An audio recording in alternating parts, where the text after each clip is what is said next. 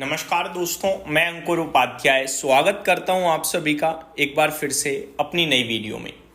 दोस्तों यहाँ पे आप सभी के साथ बात करने वाला हूं टेक्सटाइल स्टॉक्स के बारे में, और ये इसलिए कर रहा हूं क्योंकि कुछ रिपोर्ट्स अभी ऐसी आ रही हैं कि यूएस और भारत के बीच में डील आने की तैयारी है और 50% का टैरिफ अभी जो भारत के ऊपर लगा हुआ है, हो सकता है ये टैरिफ केवल 15-16% रह जाए। और अगर ऐसा होगा तो सबसे बड़ा फायदा टेक्सटाइल कंपनीज को होगा, क्योंकि टेक्सटाइल बड़े लेवल पे यूएस को एक्सपोर्ट करता है। भारत की टेक्सटाइल कंपनी बड़े लेवल पे यूएस डिपेंडेंट है, आप ये कह सकते हो। और जब ये 50% टैरिफ अनाउंस हुआ तो सबसे बड़ा इंपैक्ट भी टेक्सटाइल कंपनीज पे ही आया था। प्लस अगर आप 15-16% टैरिफ की बात कर रहे हो तो ये इनके लिए बहुत ज्यादा फायदे की बात होगी। एक होता है कि आपके पास 100 रुपए आ रहे थे, अब वो 100 रुपए रुक गए। अब क्या ऐसा हो सकता है कि 100 की जगह 110 की अपॉर्चुनिटी क्रिएट हो, क्योंकि अगर 15-16% का टैरिफ रह गया हमारे ऊपर तो हम बांग्लादेश से प्रीमियम पे आ जाएंगे, और बांग्लादेश एक बड़े लेवल पे एक्सपोर्टर है, तो हमारी कंपनीज के लिए अपॉर्चुनिटी और ओपन हो जाएगी। समझ रहे हो? मैं आप सभी के साथ एक डेटा शेयर करना चाहूंगा दोस्तों, जो कि बड़ा इंटरेस्टिंग लगा मुझे। भारत की कंपनीज जो यूएस डिपेंडेंट हैं बड़े लेवल पे कितनी हैं, कौन सी हैं, और आपको कहां पे ध्यान देना चाहिए, मोस्ट इंपॉर्टेंट थिंग। पहले मैं आपको बताना चाहूंगा, the US is a major destination for Indian textile and apparel export.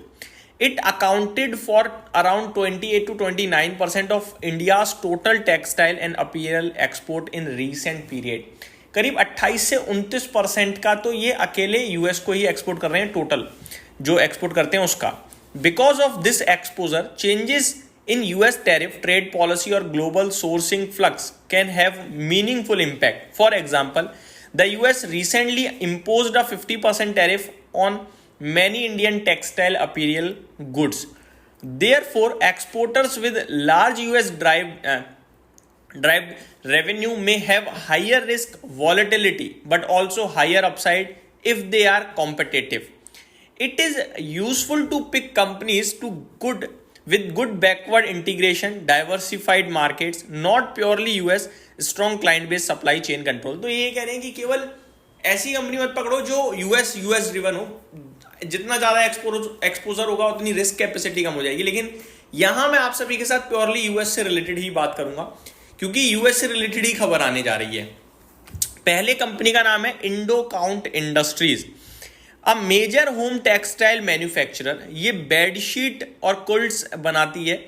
Exports over 97.5% of its revenue and the US is the largest market. मतलब 100 रुपए बनाती है तो 100 में से 97.5 एक्सपोर्ट करके ही आते हैं, और यूएस इनका सबसे बड़ा मार्केट है। ऐसा नहीं है पूरा यूएस से ही आता है, सबसे बड़ा मार्केट यूएस है। अब अगर इंडो काउंट इंडस्ट्रीज की बात करूं तो ये 269 के लेवल्स पे बंद होता हुआ दिखा है हमें। और अगर मैं बीते कुछ समय की बात करूं तो स्टॉक में करेक्शन अच्छी खासी हुई है। मैं देख पा रहा हूं मई में 350 रुपए का भाव था इस स्टॉक का, जुलाई में 310 था, और जब ये टैरिफ वगैरह अनाउंस हो गए तो 230 रुपए तक आया था, बट अभी रिबाउंड करके ऊपर आया है दोबारा से और 300 रुपए तक चला गया था। हालांकि अभी करेक्शन हुई है, 269 है।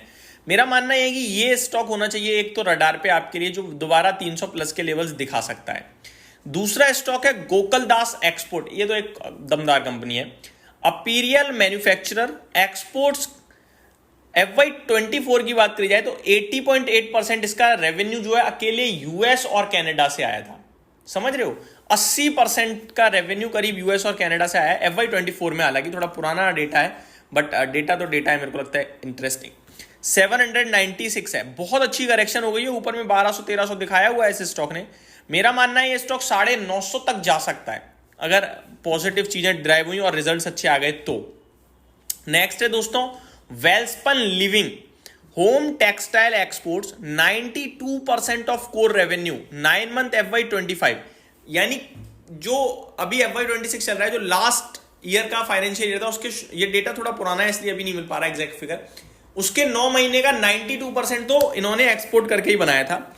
और देखा जाए from home textile export, large share to US market, तो बड़ा मार्केट इनका यूएस है। वेल्सपन लिविंग, इस कंपनी की बात करी जाए तो वही बेडशीट टॉवल्स वगैरह बनाने का काम करती है। अब वेल्सपन लिविंग की बात करूं दोस्तों तो ये कहां पे ट्रेड कर रहा है एक बार मैं आपको बताना चाहूंगा। वेल्सपन लिविंग, जी हाँ, ये कर रहा है 122 रुपीज पे। ऊपर में 180 के हाईज है इसके, करेक्शन इसमें भी अच्छी हुई है, रिबाउंड भी आया है थोड़ा बहुत। 138 150 के लेवल्स तक इसमें भी आपको दिख सकते हैं। 21 के पीई पे है तो थोड़ा सस्ता भी है। नेक्स्ट केपीआर मिल्स, सदाबहार कंपनी है, मैंने बहुत बार डिस्कस किया हुआ है। Vertically integrated apparel textile exporter, fibre to fashion, export include North America. 22% इसका बीते 9 महीने में, यानी फाइनेंशियल ईयर 25 के 9 महीने में 22% नॉर्थ अमेरिका से आया था, प्लस यूरोप आप काउंट कर सकते हैं। और केपीआर मिल्स तो एक बहुत ही कमाल की कंपनी भी है, मतलब ये तो टैरिफ हो ना हो मेरे को लगता है ये अच्छा करी जाएगी कंपनी, और अच्छा करी रही है, गिरी भी नहीं है ज़्यादा। 1023 पे है, मेरे को तो लगता है ये स्टॉक आपको डेफिनेटली अपनी लॉन्ग टर्म पोर्टफोलियो का पार्ट बना के रखना चाहिए। वैल्यूएशंस में ये टेक्सटाइल से थोड़ा महंगा रहेगा, बट ये कंपनी भी है quality. Trident, a diversified textile and home textile company, US contributes a significant share, 38% of revenue, one stated case. तो 38% ट्राइडेंट का यूएस से ही आता है, तो मेरे को लगता है ट्राइडेंट भी कहीं ना कहीं बड़ा खुश होगा इस टैरिफ जो अपडेट अगर आई तो, और जिसकी उम्मीदें बन रही हैं। 28 रुपीज़ पे है, 33 to 35 मेरे को लगता है इजीली जाना चाहिए। तो ये मेरी तरफ से अपडेट थी, उम्मीद करता हूँ डिटेल्स पसंद आई होंगी। Thank you so much for watching this video, have a great day guys.